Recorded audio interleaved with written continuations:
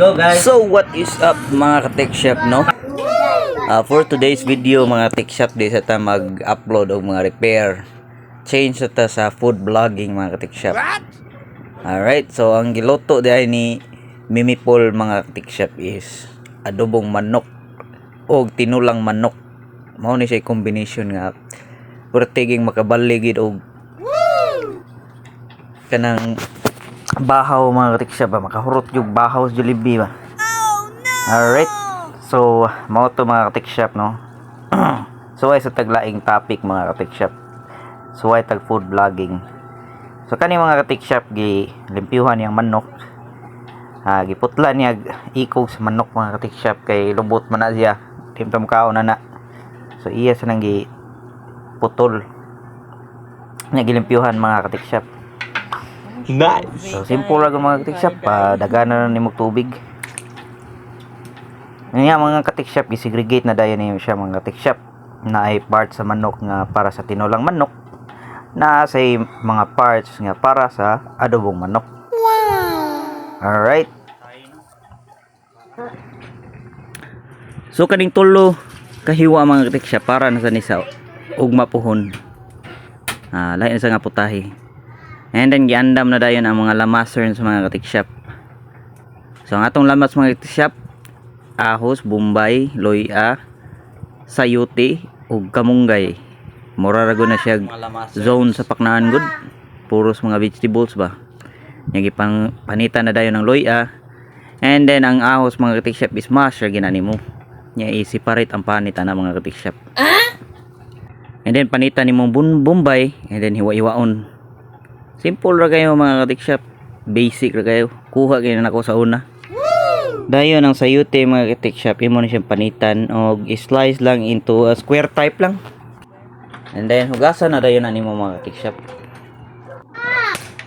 Niya magpainit sa kaha mga ka-tech shop to. Ato sa nagpabuton nga mo init na siya. Nya abot na nga natong mantika. So once nga magpiti-piti na siya mga ka-tech shop, fire na kay na. Painayan lang nato ang kayo gamay mga ka-tech shop. And then proceed na ta sa paghulog sa mga lamas. Nice. Alright, una ta sa loya, ato lang ning bahinon mga ka-tech shop kay ang sobra ni padong sa adobong baboy. What? So sunod na to ang ahos. And then ang bombay dayon mga ka-tech shop. Mikos-mikos na to ginagmay mga ka-tech shop. And then ato na sa dayon na siyang tabunan. So mao day ni atong chef cook mga ka-tech shop, no, nya ako ang cameraman. Nice. Nya gilunod na dayon nato ang manok mga ka-tech shop para mahumok na ni siya mga ka-tech shop. Ready paak nimo kurting lami mga ka-tech shop, humo kayo. Nya timplahan nato asin mga ka-tech shop. And then mikos-mikos ginagmay. Nya ang ato na dayon pabukalan gamay. So tabunan nato mga ka-tech shop. So while nagpaabot ta sa atong gipabukal nga manok mga ka-tech shop, manglimpyo sad ta sa atong station. What? Anya maghagpat sa kamunggay kay usa man sa putahe sa atong tinulang manok. So medyo padung na mo brown ang color sa manok mga ka-tech shop, mag-ready na ta sa para sabaw. Wow. Butangan na nato sabaw mga ka-tech shop. Mao na atong sabaw sa atong tinulang manok. Sakto lang yun ang atong ibutang na sabaw mga ka-tech shop para dili ta maglisod og timpla sa lasa. So ato lang i-adjust ang kayo mga ka-tech shop, no, dili na to plabi ag kusog, no. Hindi while nagpaabot ta mo bukal mga ka-tech shop, ato i-prepare ang adobo. So gilimpyuhan na to ang katong mga sobrang lamas, pansak na to diri. And then ibutangan na to magic sarap. Magic sarap baka naman. O gamay nga silver swan. Oy, silver swan baka naman. Gi-promote na ko inyong kuha na product ha. Baka naman. So i-mix lang na mga ka-tech shop. I-mikos-mikos lang na nimo mga ka-tech shop. Nice. Og sa dihang nibukal lagid mga ka-tech shop, no. Inani na yang porma ni mga ka-tech shop basta mo bukal na. Unya ato na dayon ihog ang sayote. usa ni sa makapalami sa tinulang manok mga katiksyap, ang sayote. Alright, so mag-prepare na sa tos para adobo mga katiksyap, no? Painitan na to ang kaha. Once nga mo init na mga katiksyap, magpiti-piti mo na yung butang ni mong tubig, piskan ni mong tubig. So paabot lang ta mo init, inya ato sa ni-prepare ang kamunggay, mao na ato ilunod sa tinulang manok niya. Nya while nagpaabot ta ni mga katiksyap, ato sa ning kuan og oil para dili kayo oily ang tinulang manok. Alright, let's go mga katiksyap. Hapit na gid maluto mga katiksyap. Wow!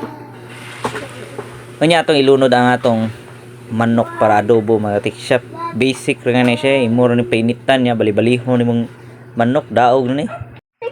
So timplahan na dayon ning tinulang manok mga katiksyap. Ang gigamit ani is magic sarap ra man asin mga katiksyap. Basic ra kayo.